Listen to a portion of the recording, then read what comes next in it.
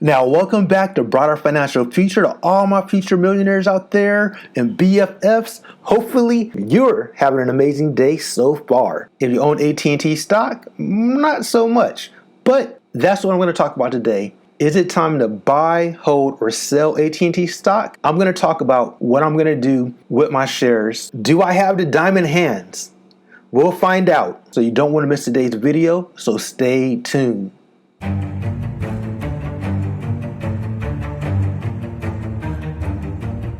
And just a disclaimer, I'm not a financial advisor. This video is strictly for entertainment purposes only, and any investment may involve risks. So make sure you do your own homework. And now let's jump into today's video. Now, if you're an AT&T investor just like me, you found out the news that AT&T is going to basically spin off WarnerMedia with Discovery. And once that company is spin off together, we're going to get shares in that company as well. But there's a catch. In a little fine print, it was discovered that the dividend may be cut, or if you looked at their technical jargon, they like to say rebalance, but it's basically a cut. So essentially, as an AT&T shareholder, we receive 52 cents per share each quarter. They're talking about reducing that to 26 cents per share, about 3%. As a 3% yield, give or take, from its current yield of 6 to 7%. Now, when I found out the news, I was devastated. I was upset. I was angry, like anybody should, right? Imagine you're living off this money and you're expecting to get $100 every quarter, or I'm just throwing a number out there, right? Now you're gonna get about $50. That would have upset anybody, especially when you're thinking you're gonna get more than you bargained for. And as an AT&T shareholder, I really enjoyed the fact that they had WarnerMedia, they had HBO Max. I thought they were doing a lot of good things. King Kong opened really well. Things were looking up to me when it came to HBO Max. I really loved the content. So I thought it was a good synergy. Everything just seems to be working out right. But behind the scenes, it seems like they made some poor decisions. And they said, you know what, we're out. We're going to get rid of WarnerMedia. We're going to merge it with Discovery. And that didn't sit well with me. I was okay with them, basically getting rid of DirecTV. WarnerMedia is a little bit different. I decided to kind of take my time. I don't want to rush and just sell. I don't like to just sell just because. Sometimes I like to kind of think about it, especially in this particular case. And it's okay if you sold. I listen to different people. Some people sold, some people held. And I'm going to talk about my decision as well, what I'm going to end up actually doing. But let's talk about their dividend rebalance, as they like to say, right? Not cut, but rebalance. When I think about it, 3% is still a decent yield. It's more than, say, Apple, Microsoft, and a few others. You can still find some yields above 3%. So it's a decent yield. It's not the best. It's not the worst. It's solid.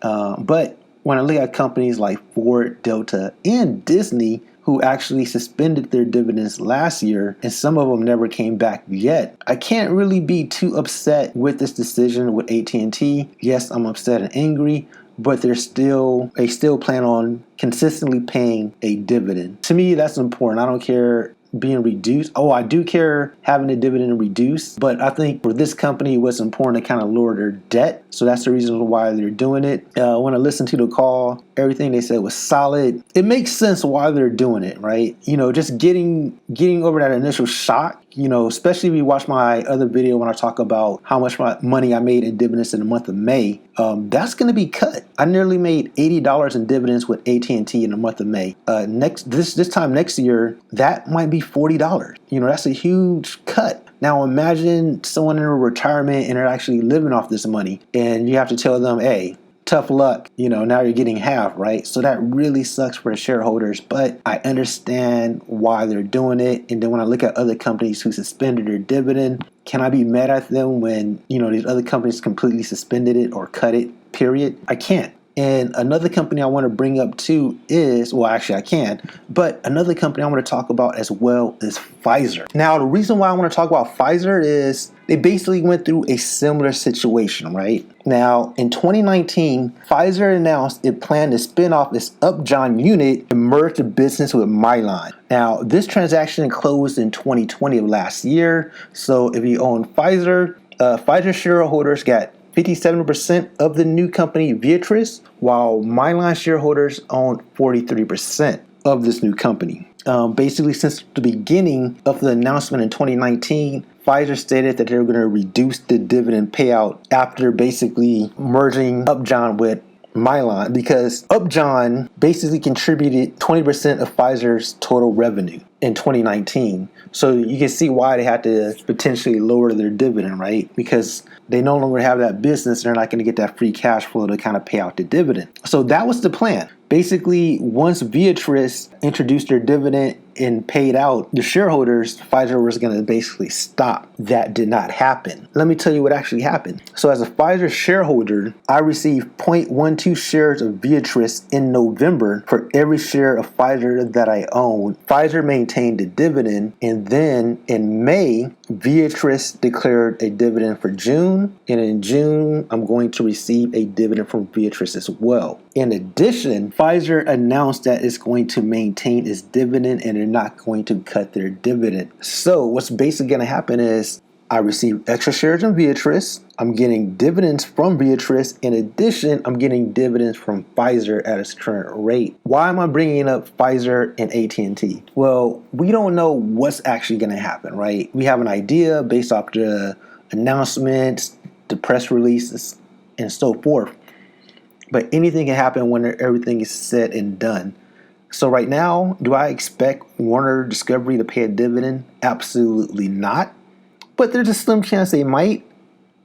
But I'm not going to, waste my breath and hope and pray that it happens. It may not. Same when it comes to AT&T. They may maintain their dividend. They might have a change of heart, or they might not when a final decision comes. We really don't know what's really going to happen until that time comes. I'm going in looking at it as, okay, AT&T still offers a solid dividend at 3% yield next year, right? If this happens at 50% decrease, I'll be getting 26 cents per share. I do see the payout ratio ranging from 40 to 43%, like they said in their release. Based off of those numbers, I feel like they can still start to increase their dividend again starting the following year. So I can kind of see them kind of rebuilding their dividends slowly. In addition, I'm going to be a part owner in this new company, which I still like HBO Max as the business as a whole. I love their IP, their intellectual property. So I'm curious how this is going to go. So my plan for AT&T is I'm going to hold it for now.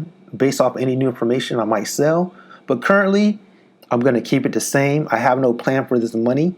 There's no reason for me to sell and not do anything with it, right? So I'm going to hold it. I'm not going to buy any new shares. And I'm not going to reinvest any of the dividends. So I took off the drip. That money for the next couple of months, I'm going to put it into other companies. So instead of reinvesting the dividends, I'm going to take that money and buy other companies like Viatris, maybe Pfizer. I'm not sure, but I'm going to buy something else. So those are my plans when it comes to AT&T stock. I have diamond hands, kind of, but I'm definitely going to hold. Let me know, what do you plan on doing with your AT&T shares? Did you sell already? Do you plan on holding? Are you not sure? There is no right or wrong answer. It's all dependent on what you're trying to do. For me, holding is the best option. I feel good about that decision, especially long term, because AT&T has a lot of debt, and this is going to help them reduce that debt load that they have, and they can focus on their core business, and that is cell phones and 5G and things of that nature, and fiber. On that note, don't forget to like, subscribe, and leave a comment and let me know what you decided to do with your AT&T shares. Until next time, everybody.